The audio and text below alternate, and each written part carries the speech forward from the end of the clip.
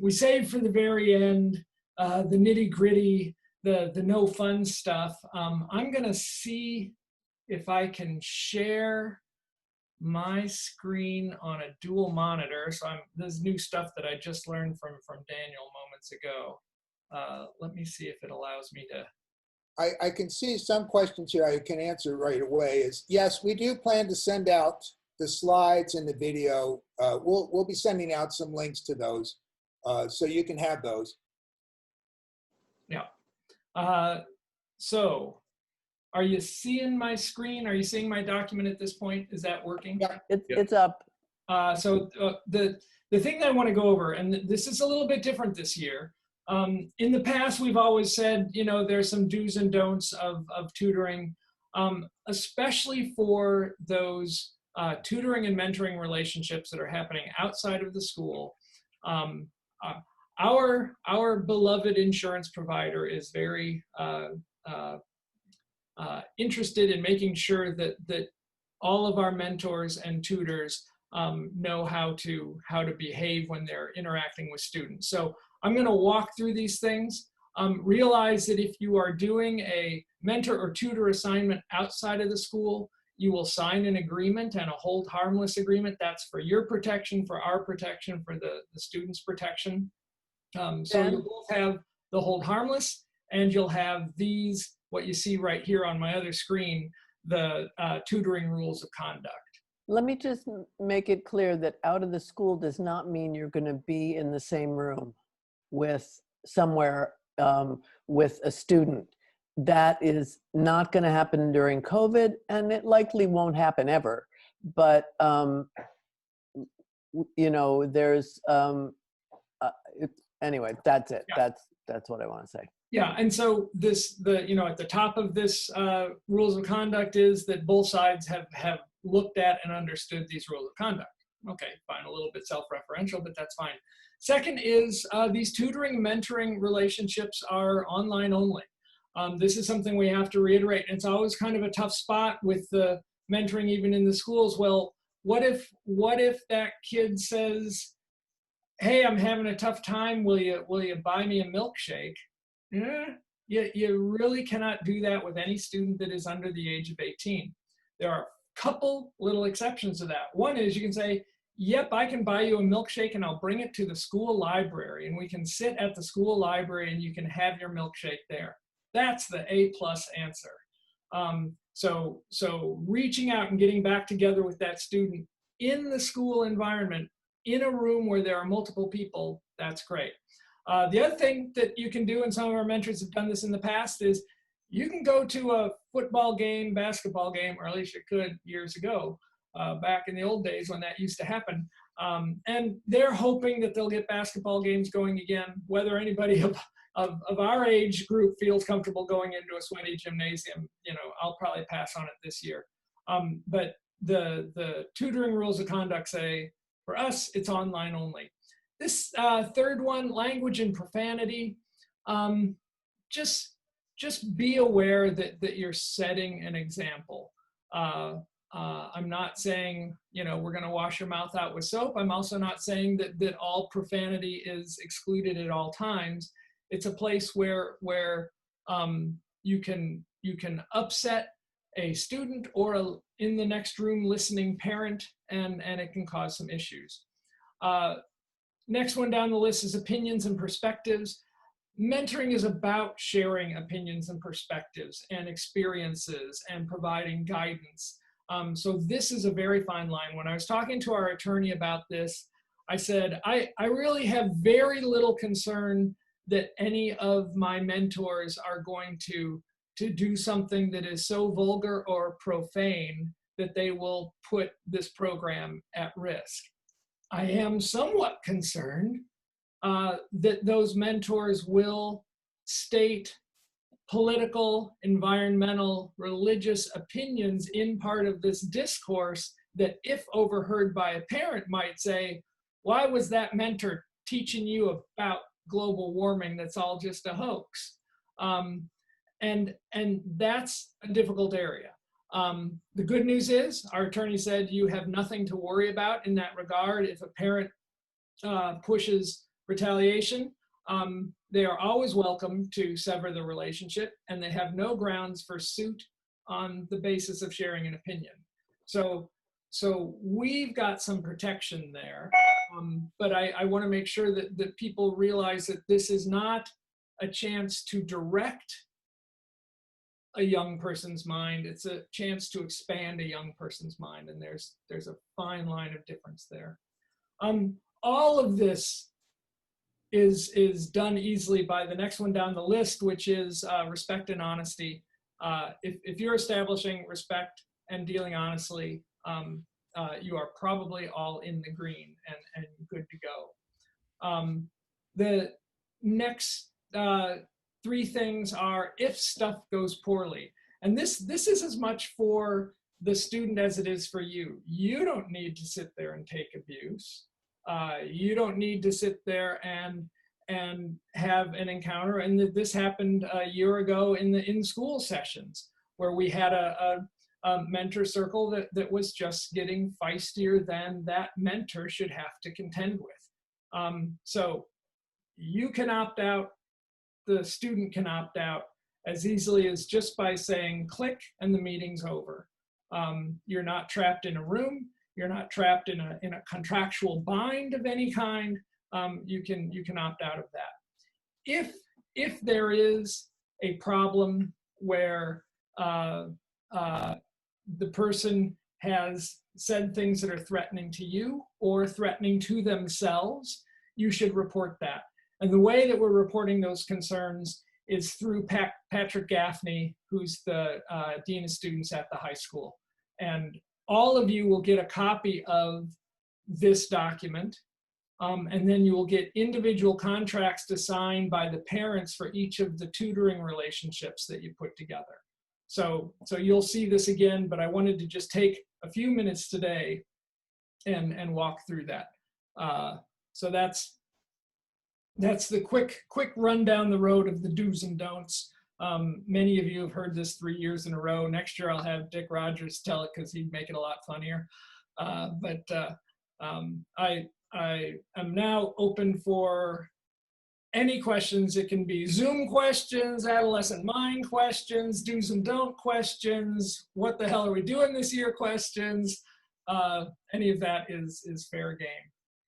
So I understand some of us will be tutoring and some will be mentoring. How does that get decided?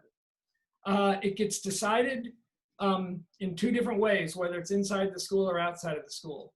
Inside the school, it gets decided by teachers that say, Billy's falling behind in geometry, and so we need a math person to come in and make a video connection with him on Wednesdays because we enforce tutoring at that time. So it's teachers that see a kid falling behind is what happens on the in the school program. On the outside of the school program, the one that we're running independently, it's a parent who says, boy, if Alice has any chance of getting into Yale this next fall, she's really got a bone up on her calc. And she is trying to take an AP placement test and just needs somebody to drill down some of those questions a little harder.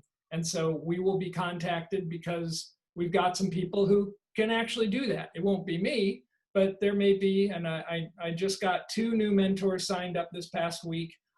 They're young, they're strong in math and science. It's great to see profiles showing up on the Skillmation site with people with hair. It's outstanding. That's been fun to see. So that, does that answer your question, Roland? It kind of goes 2 different ways, whether it's chosen by a parent or by a teacher. Yeah. So that's for the need of the kids, and then so as parents might ask or the teachers might suggest, and then how, whom do you assign at that point? Yeah, what we'll do is look at the Skillmation profiles, and we can sift them and sort them and say, of the people that have signed up to help out, who has put a checkbox in math or science or language or Spanish or literature and language arts, and it brings it down to a pretty short list. We'll say, okay, we've got these 3, 4 maybe math people, or these 5, 6 maybe science people, or these 7, 8 maybe literary arts people. And then we can send out an email and say, we've got 3 slots that are going to start recurring on Wednesdays at these grade levels for this level of interaction. And you guys say, I'd rather do geometry than calc, and I'd rather do earlier in the morning than later in the morning, or I'll do the whole morning. That's my feeling about how I think it's going to roll out. Martha, is that kind of close to? You're muted. You're muted. But I think also Roland's asking, you know, who gets mentoring and who gets tutoring, right? Yeah, and what are we going to be doing October 1st? We don't know what we're going to be doing October 1st, but David and Ben and I will be pedaling pretty hard between now and October 1st. And we will let you know before then. And we will also start figuring out how we're going to get our math and science tutors tutored in math and science. But you get to decide if you want to be a subject coach, if you want to be a mentor, if you want to do both. If you want to do it officially through the school, but that means also going to a cleaned and socially distanced library, or if you want to be only a peach jar mentor or subject coach. So those are the things that you get to decide, or if you want to do both, or if you want to do all 4, you know, like that. Roland, I think there's also kind of a gray line, and we haven't decided how we're going to split this yet, between somebody who's like a tutor, but they're really helping that student with what David Schurer calls executive function. So planning, forecasting, deadlines, schedules. A lot of kids have a lot of problems there, and that's why they fall behind. They don't need a tutor for a specific subject. They need a tutor for just getting their day and week blocked out. And the reason that's a little bit difficult is that's also really kind of close to mentoring. So it's not specifically academic subject based, but it directly affects their academics. But it also is kind of a check-in of, are you getting this figured out? Are you ticking off the boxes? So we still, you know, the academic subject ones are pretty clear. I'm just a mentor and I'm just checking in for your welfare is pretty clear. There's this middle box of executive function, planning, organizational skills that I think a lot of the people on the screen could be hugely beneficial to these kids on. And we just have to figure out what box to put it in and how to get that resource applied where it's going to make the most sense. We tried, Roland. We talked this summer. We're not going to be doing mentoring at all like we did last year. I mean, that's just out. That's not going to happen. And so then we were trying to figure out with Jen a way that we could do mentoring where she would have her students in the classroom and we would kind of call in from remotely and do some mentoring. But the last time we talked to Jen, it doesn't seem like we're going to be able to do that either, because the way the schedule works is 2 kids coming some days and not other days, et cetera, et cetera. So we're still working with Jen a little bit about how we might do the mentoring. So I think my answer to your question, I think October 1st, I think we're a little bit further advanced on how we're going to do on doing tutoring. And I think we have a little better blueprint for how that might shake out. Yeah. The mentoring, I mean, I don't know. If the pandemic gets worse, like people are talking about, I mean, everything's going to be remote anyhow. So, you know, so we're still not quite as clear on how the mentoring is going to go this year.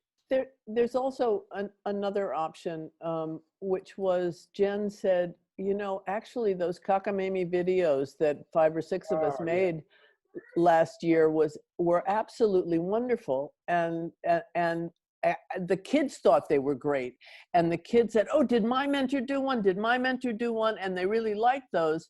And so Jen came up with 3 initial questions, and Logan came up with 3 initial questions, and we may be just getting folks to do that kind of stuff as well. They're 90-second videos. You do them on your phone, you send them to Ben, and he puts them up on the YouTube channel, and the kids take a look at them. So there's, again, we just want people to stay really nimble, because this is a moving target, and there's no way to totally understand or know now what's going to work, what's going to be needed, and when it's going to happen. So yeah. And could I say one more thing, Roland? We'll have another Zoom session before October 1st. Okay. Other had a questions? Go ahead, Margaret. Okay, I had a question about the tutoring, the in-school tutoring. Is that going to be one-on-one, or might it be 2, 3, more than, a handful of students? It depends on what the need is. Yeah, it'll depend on the need. Okay. It will still be based on Zoom. Mhm. The weird thing is on those, what just to share a little bit of the nuts and bolts, what happened with that was they wanted to do individual tutoring or 2-on-1 or 3-on-1 tutoring, but stuff that was subject specific. But if they bring kids into the school, they have to have something to keep them occupied for the full 3 hours between the bus ins and outs. And they said, we just can't do that. So instead, we'll bring the mentors in and the tutors in, and they'll do sessions with kids, as many as are needed, or as many as they're able to do. But that's why the mentors and tutors go in on Wednesdays to reach out to students, because they can't bring the students in unless they have a full day of curriculum for them. Yeah, okay. Other stuff? I'm thinking of David's, let the silence happen.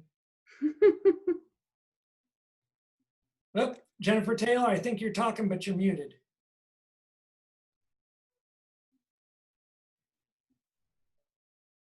I can unmute you. I did it. There you did. Yeah. I missed this business about Wednesday. I understand that that's a day when the kids come for help. Are we going in there, that the subject coaches? Yeah, subject coaching is done in the schools on Wednesday, but not in contact with the students. You're just going in and using their Zoom portals to go out. Jen is quick to note that it is a large room. It is sanitized to the new school district standards, and all safe protocols are enforced. All of that said, you have to be comfortable with that routine. But no kids? I don't quite understand. Oddly, the kids are at home connecting to you at the library. Oh, okay. Zoom. Yep. Thank you. Yep. Ben, I have a question. David Christensen also has a question. Okay. We'll let Pete go. Someone mentioned, I think it was Martha, that there's a YouTube channel with Skillmation videos. Yes, there is. And that is where we're posting. What's that? Where is that link posted? It is posted a couple places and a couple more when I'm done. I'll put it in the chat box right here so that you have it. And then it's on, if you go to strongertowns.org and go to the Skillmation subset, that has that link. And also it's hopefully going to be on the Skillmation front homepage later on tonight or tomorrow when I get this video scrunched down and balled up and poked out. Okay. Are there guidelines on how that 90-second video is put together? Each of them? Well, we're going to work on that, Pete. We'll wait till we get the tutoring going in October. It'll be something we'll be doing later in October or November. And okay, we'll have a long conversation about it, and we'll figure out exactly how we want to do it. Very good, thanks. I'm going to go to Dave Christensen is next. Go ahead. Oh, Go ahead. okay. Raise your hand. I did. Dave Christensen? Yeah? Yes. Yep. You mentioned, I think yesterday, that for the Wednesday sessions, we're bringing in our own computer. Is that correct? I do not believe that's true. Martha, do you Well, believe that's what you that's said true? yesterday, though. I No, think clearly Jen- I think it is, but I don't know. I don't know. I didn't think it was true, but I think Jen did say that yesterday, so. We'll find out. Okay. I mean, it's not a problem for me, just that I need to know to get that computer. I'm talking on the desktop now, so I have to get the notebook set up for that as well. Okay. We'll find out, Dave. Go ahead. Go ahead. Ask a Can I, question. can I speak? Yep, thanks, Oh, Susan. thank you. Okay, so John and I are new to this program and we're wondering, is there some kind of a form that we fill out so you can be aware of what our levels of expertise are and what subjects and thus get us matched up to students? Martha, Yes, I need your email addresses and I will send you the cover letter, which tells you how to make your profiles on the Skillmation website. Okay, Because you put that information in those profiles, and that's how the teachers and the administration and Ben and David and I also know where you are, what you know, how to connect you. okay, great. We'll do Okay. that. We'll do that. Thank you. Will you give me did I send you an email? Are you on? I got an email from David and I have your email address here so I can contact you. Okay, and then I'll send you all that. Okay, great. Yeah. Thank you. Dick has been waiting patiently to ask. Yes, he has. Dick Rogers. I have a logistics question dealing with the tutoring. If we get into, let's say, Algebra 1, many of the students are really remedial algebra, not Algebra 1, and they end up falling behind, and there's clumps of them. And each one has a different need that you can handle personally a lot easier than I think you can online. And I'm kind of concerned about having 4 or 5 students on a Zoom call like this and helping one, and then the other one, what does the other one do? Are you with me? I think that's a good question. That's why we're kind of hoping that more of the tutoring is pretty close to one-to-one. Yeah, The other thing that it almost has to be. kind of reflecting back to David's slides earlier, what if you say, okay, here's the first question, everybody do it. 2 of them will get it, 1 of them won't. And you say, okay, help this guy figure that out. How do they do that in separate Zooming sessions without cluttering up the other information that's going back and forth? I think that's, I don't know exactly how cluttered the tool will get at that point. My guess is Yeah. we'll be in one Zoom session with 3 kids, just like we're in one session with 20 people right now. And Yeah. we're interacting pretty well. And Catherine doesn't look too bored, but I've dozed off a couple of times myself, so I understand. yeah, exactly. We'll figure it out as we go. But Okay, I would see if it's possible to make it a group effort to pull the team along. That's a way that students feel super helpful. So. okay. That said, I personally would much prefer a series of one-on-ones than a longer multi-person on one session myself. Okay. Thank you, David. David, Good. that may be possible, but we're not during it understand. for Peach Jar. That will be possible. For the in the library, there is. I cannot tell you how hard Carrie Earhart worked to get this to happen at all, because she was up against risk management saying absolutely not. So the way they solved it was, first they said 2 tutors to 1 kid, and I said that's crazy. And so then they came back with 1 subject coach or tutor to 2 kids minimum. I have a feeling as time goes on, and they see how important this is, that we might get one-on-one, but we may never get one-on-one. But just really, again, you just have to be open-hearted. I mean, Carrie had to climb such a high wall to just allow this to happen. That's fine. What I cannot imagine trying to tutor a group of 3 or 4 kids based on my mentoring experience. Yeah, They'll just wander off. I hear you. I don't think we'd allow 3 or 4, we'd try to work more mentors and 2. We will do our best. I'm sure you will. Thanks. Eric? Yeah, I've tutored small groups in algebra at least, and I found that if one student had a question, usually they all had that question or something similar.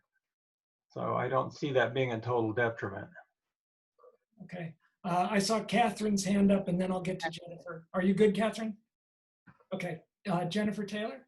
Yes, I just want to follow up on what you guys were just saying. I taught remedial math for a few years and to elementary kids and junior high kids. And my experience was that if 2 kids were friends, they would come in and they would be much more involved. They'd help each other. They'd ask questions. They weren't embarrassed about the scene at all because there were 2 of them. And I think that that doing 2 might be fine, especially if they're friends. But other than that, I think that the singles is probably going to be the way to go. Okay. If we can. Yeah. If we can. Kate Nichols, did you have a question? Oh, Hi, Kate. Hey, Kate. I think I'm still muted. No, you're No, good. you're good. Oh, okay. I just wondered, I went to a game last year and that was all right, wasn't it? Yes, it was. Yes, One it of the was. girls I was mentoring was a cheerleader. Oh, fun. That is, I can't tell you how much that means to those kids. We often hear back through Jen about, when somebody, remembers something, attends something, shows up with something, that makes a huge difference. And it's all going to be goofy this year. There aren't games. Maybe there will be plays by the winner. We'll see. But take it a step at a time, and where you can make that reach out in a safe and protected way, that's outstanding. Okay. The other thing was I mentored in Bellingham on a 1-to-1 when you could do that, and the girl broke her phone, and I had one, and they wouldn't let me give the phone directly, but there was an organization I could give it to give to her. Is there something similar to that where you could, if some child needs something and you can provide it, that you're not giving it to them directly, but going through another source? Yeah, there's a kind of recycled PCs sort of thing for education that's more active in Chimicum than it is in PT, but I've got their information. In the PT school district, they have swept together enough devices that every student kind of has the same general sort of Chromebook. And a Chromebook is like a lightweight laptop that really is only made to go onto the web and do web stuff. It doesn't have a lot of storage or processing capacity, but it's got a screen, it's got a keyboard, and it's great with videos. So that's the way that they're doing it. Chimicum and Quilcene are cobbling together a much wider variety of devices. But also, I wasn't just thinking of that devices, but I mean just some other help in some ways. I mean, this was a phone that I had. Yeah, Kate, I think if you talk to, don't say anything to the student, but talk to Carrie about it, or tell me and I'll talk to Carrie about it. Carrie does a lot of just straight out case management. Yeah, no, I understood that from last year. Yeah, I just wondered if there was an organization that I had to donate my phone to, and then they gave it to the girl. So I know that I couldn't tell her or let her know that she was getting the phone from me. I was kind of disappointed when she didn't even tell me she had a new phone after she'd gotten it, actually. But no, I never said anything to her. I knew that, but I just wondered what So channel. yeah, for anybody, talk to David or me or Ben, and or just if you see Carrie, you can ask her as well. But yeah, there's a lot of need, and we've come up with a lot of stuff. Carrie emailed me and said I need 50 masks, and I know sewers, and so we got 50 masks. So, you know, like that. Really cool, cute little masks too for little kids. Martha and Ben, and David, what time should I be putting on my calendar for us as a Skillmation volunteer group to be meeting? Are you going to be doing monthly meetings with us? Or are you going to? We used to do the alchemy meeting once a month to kind of get people set up, and I really liked it. That's kind of one of the biggest losses of this. Yeah. That's not going to happen for a little while. And I'm going out to drink now. I was going to say, I have a bottle. I can, you know. you can have glasses. Catherine, yeah, I think the short answer is yes. We'll have some sort of monthly get together where we can do consultation, share what's happening, and Okay. coach each other, give each other suggestions. I think absolutely we'll continue that. That was a great thing to do last year. I liked it. I think we all enjoyed it. We'll keep it up. Yeah. I think what will happen now is that we meet, as you know, Catherine, Martha, Ben, and I, and you, and sometimes Joan. We meet. We'll meet on Monday, and we'll lay out a little bit more schedule, and we're sending out some communications to everybody. Yeah, exactly. Well, it's getting late. People are starting to politely drop off, and I'd like to allow you all to go off to dinner. Ben, can I ask a quick question? Sure. What's a peach tree? Okay, Peachtree is the digital. Peach jar. I'm sorry, Peach Jar. Yeah, Peach Jar is. I don't even know. What am I talking about? It's the digital flyer distribution system that the school district uses to contact parents. So if you, it used to be that they would have any organization print out a bunch of flyers and then they divvy them up across the schools and hand them out to kids. And instead they said, no more of that. We don't send any physical flyers home. Instead, you have to load up the artwork, and then every week when the school newsletter goes out via email, it has links to the new services that are offered by Peach Jar. Okay, thank you. Yeah.